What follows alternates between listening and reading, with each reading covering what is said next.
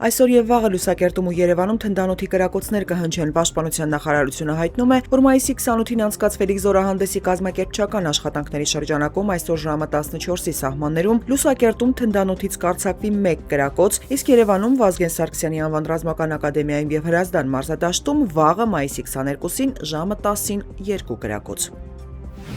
Նախընտրական քարոզարշավի ժամանակ Նիկոլ Փաշինյանի հետ վիճաբանած Արցախի հեղափոխական կուսակցության նախագահ Արթուր Օսիպյանը 2 ամսով կալանավորվել է, հայտնում է փաստաբան Ռոբան Երիցյանը։ Օսիպյանը ձերբակալվել էր մայիսի 18-ին, ըստ քննչական կոմիտեի նա դիտավորությամբ խոչընդոտել է քարոզարշավը, հայ հոյանքներ եւ անպարկեշտ արտահայտություններ հնչեցրել։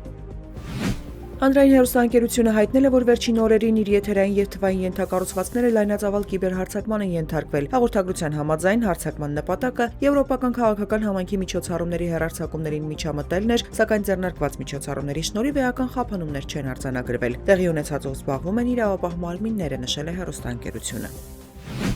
2022 թվականի օգոստոսի 14-ին Սուրմալու առևտրի կենտրոնում տեղի ունեցած հրդեհի եւ պայթյունի գործով դատական գործընթացը վերսկսվել է։ Սպուտնիկ Արմենիային հայտնել են քրեական դատարանից։ Երկու վարույթը միավորվել է ավելի քան 200 հատորից բաղկացած 1 գործում։ Առաջիկա դատական նիստը նշանակված է մայիսի 26-ին։ Սուրմալու առևտրի կենտրոնում պայթյունի հետևանքով 18 մարդ է զոհվել, տասնյակներ է վիրավորվել։ Պահեստներից մեկում բռնկված հրդեհը չէր հաջողվել մեկուսացնել հակահրդեհային համակարգերի անսարքության պատճառով։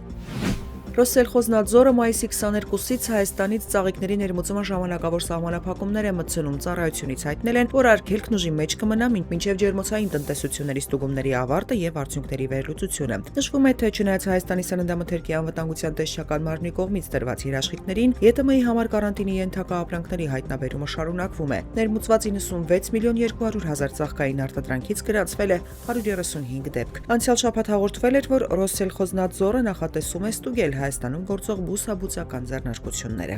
Ռուսաստանի զինված ուժերը միջուկային զորավարժությունների շրջանակում զինամթերք են տեղափոխել Բելարուսում գտնվող հրթիռային բրիգադի դաշտային պահեստային կետեր, հայտնել է ռուսական ռազմական գերատեսչությունը։ Հաղորդագրության համաձայն բելարուսական հրթիռային ստորաբաժանման անձնակազմը մարտական ուսումնական առաջադրանքներ է կատարում Իսկանդերի համար հատուկ զինամթերք ձեռք բերելու, դրանցով արձակման մեքենաները հագեցնելու եւ գաղտնի կերպով նշանակված տարածք տեղափոխելու համար արձակումներին նախապատրաստելու նպատակով։ Հայաստանում մայիսի 21-ից 25-ին ժամանակ առ ժամանակ առանձին շրջաններում սպասվում է կարճատև անձրև եւ ամպրոպ, տեղ-տեղ հնարավոր է կարկուտ։ Օդի ջերմաստիճանը մայիսի 21-ից 3-ը կնվազի 3-ից 4 աստիճանով, Երևանում նույնպես այդ օրերին տեղումներ կլինեն։ Մայրաքաղաքում այսօր ցերեկը սպասվում է 18-ից 20, երեկոյան ժամերին 16-ից 18 աստիճան տաքություն։